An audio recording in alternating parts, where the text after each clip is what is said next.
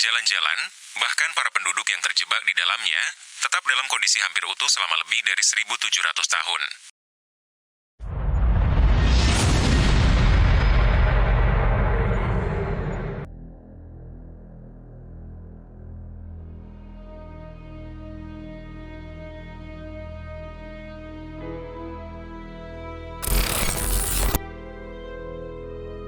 Di abad pertama Masehi, Pompei adalah kota yang hidup, penuh warna, dan makmur. Kota ini adalah destinasi favorit para bangsawan Romawi yang ingin bersantai. Jalannya terbuat dari batu besar, dengan rumah-rumah mewah yang dihiasi dengan lukisan indah dan taman-taman eksotis. Penduduknya hidup nyaman, tanpa bayangan kegelapan yang akan datang. Namun, apa yang mereka tidak ketahui adalah bahwa Gunung Vesuvius, yang telah tidur ratusan tahun, mulai terbangun perlahan. Pada pagi hari 24 Agustus tahun 79 Masehi, kehidupan di Pompei berjalan seperti biasa. Langit cerah, suasana tenang, dan aktivitas kota berlangsung seperti hari-hari sebelumnya. Tetapi tiba-tiba, bumi bergetar dan suara gemuruh terdengar dari puncak Vesuvius. Seperti ledakan besar, gunung itu memuntahkan asap, abu, dan batu-batu panas ke langit. Awan hitam setinggi puluhan kilometer mengepul, menutupi matahari, membuat siang hari terasa seperti malam. Warga Pompei yang panik mencoba melarikan diri. Sebagian dari mereka langsung menuju pantai, berharap bisa menyelamatkan diri dengan kapal. Tapi, kemanapun mereka pergi, abu dan batu panas terus berjatuhan tanpa henti. Selama 18 jam, Vesuvius memuntahkan segala isinya. Abu yang tebal mulai menutupi kota, membuat napas sulit, mata perih, dan tubuh terasa berat. Batu apung berjatuhan, menghancurkan atap rumah dan bangunan. Beberapa penduduk yang berlindung di dalam rumah terjebak di bawah reruntuhan. Sedangkan yang berada di luar terhimpit oleh abu panas yang melumpuhkan.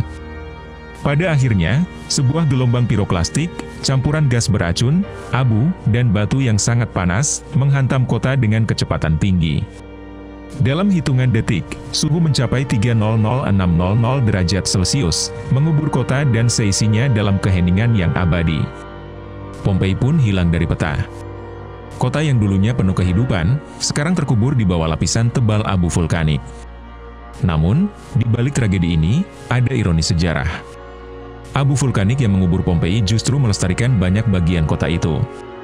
Rumah-rumah, jalan-jalan, bahkan para penduduk yang terjebak di dalamnya, tetap dalam kondisi hampir utuh selama lebih dari 1.700 tahun. Ketika akhirnya Pompei ditemukan kembali pada abad ke-18, para arkeolog terkejut. Mereka menemukan kota yang membeku dalam waktu. Lukisan-lukisan di dinding masih jelas, meja makan masih penuh dengan sisa makanan, dan bahkan cetakan tubuh para korban yang terjebak masih terlihat jelas. Pompei bukan hanya kisah tentang kehancuran, tapi juga jendela menuju masa lalu, memberikan kita gambaran yang nyata tentang kehidupan sehari-hari di zaman Romawi. Tragedi yang menyakitkan ini menjadi peringatan tentang kekuatan alam, tapi juga sebuah keajaiban arkeologi yang abadi. Jadi, ketika kita mengingat Pompei, kita tak hanya mengingat sebuah kota yang hancur oleh letusan gunung berapi, tapi juga bagaimana waktu bisa benar-benar berhenti, memberikan kita kesempatan untuk mengintip langsung kehidupan 2000 tahun yang lalu. Kisah kota Pompei seringkali diselimuti oleh legenda dan mitos yang mengatakan bahwa kota ini dihancurkan karena perbuatan maksiat dan perilaku bejat penduduknya. Pada masa kejayaannya, Pompei adalah kota makmur dengan budaya yang beragam dan masyarakat yang menikmati gaya hidup hedonis.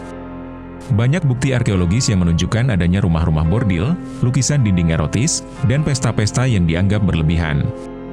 Bahkan, ada jejak-jejak yang menunjukkan bagaimana seksualitas terbuka menjadi bagian dari kehidupan sehari-hari di kota ini. Di berbagai sudut kota, ditemukan simbol-simbol falus yang dianggap sebagai lambang keberuntungan, namun juga menjadi indikasi bahwa unsur sensualitas dan hedonisme memang sangat menonjol dalam budaya mereka. Beberapa kelompok religius melihat kehancuran Pompei sebagai semacam azab karena masyarakatnya dianggap telah terjerumus dalam perilaku maksiat. Gambaran kehidupan kota yang gemerlap dengan pesta pora, kebebasan seksual, dan perbuatan yang dianggap dosa oleh standar religius pada masa kini membuat orang-orang menghubungkan letusan Gunung Vesuvius dengan bentuk hukuman Tuhan, mirip dengan kisah Sodom dan Gomora yang dihancurkan dalam Alkitab. Dalam pandangan ini, letusan Gunung Vesuvius dianggap sebagai teguran keras kepada masyarakat Pompei yang terlalu tenggelam dalam kenikmatan duniawi. Argumen ini menjadi populer karena kesamaan antara kehidupan bebas dan berusak di Pompei dengan cerita-cerita lain tentang kota-kota kuno yang dihancurkan oleh Tuhan. Namun, jika kita melihat dari sudut pandang sejarah dan ilmiah, kehancuran Pompei bukanlah karena azab, melainkan akibat dari fenomena alam. Letusan Gunung Vesuvius pada tahun 79 Masehi adalah salah satu peristiwa vulkanik paling dahsyat dalam sejarah, tetapi bukan satu-satunya. Kota-kota lain di sekitar Pompei, seperti Herculaneum, juga hancur akibat letusan ini, meskipun tidak ada catatan atau tuduhan yang menyatakan mereka juga berbuat maksiat, seperti di Pompei. Sebagai gunung berapi aktif, Vesuvius telah menunjukkan tanda-tanda aktivitas sebelum letusan besar ini, dan penduduk sekitar mungkin tidak menyadari betapa berbahayanya letusan tersebut. Ketidaktahuan terhadap kekuatan alam ini, ditambah dengan posisi geografis yang berdekatan dengan gunung berapi, menjadi penyebab utama dari bencana ini. Selain itu, Romawi kuno adalah peradaban yang kompleks, dengan kepercayaan politeistik dan budaya yang berbeda dari standar moral modern atau religius saat ini. Jadi, gaya hidup mereka, meskipun dianggap maksiat, menurut pandangan tertentu sekarang, mungkin merupakan bagian dari kehidupan normal mereka pada masa itu. Mitos tentang kehancuran Pompei akibat azab mungkin muncul karena interpretasi moral dari orang-orang yang melihat kehancuran ini melalui lensa agama dan moralitas. Kehidupan yang hedonistik dan budaya seksualitas terbuka di Pompei dianggap oleh sebagian orang sebagai alasan mengapa bencana ini terjadi. Namun, dari sisi ilmiah, Pompei hanyalah korban dari bencana alam yang tak terhindarkan. Kisah Pompei yang dikaitkan dengan azab lebih cenderung menjadi interpretasi moral dari bencana besar ini. Sejarah mengajarkan kita untuk melihat peristiwa dengan lebih kritis, memahami bahwa bencana bisa terjadi karena faktor alam yang tak terduga, bukan semata-mata karena perbuatan manusia. Terima kasih sudah menonton video ini. Jangan lupa untuk like, komen, dan subscribe jika kamu menikmati konten yang kami bagikan. Aktifkan juga lonceng notifikasinya agar kamu tidak ketinggalan video terbaru dari kami. Kalau ada pertanyaan atau saran, tulis di kolom komentar di bawah. Sampai jumpa di video selanjutnya.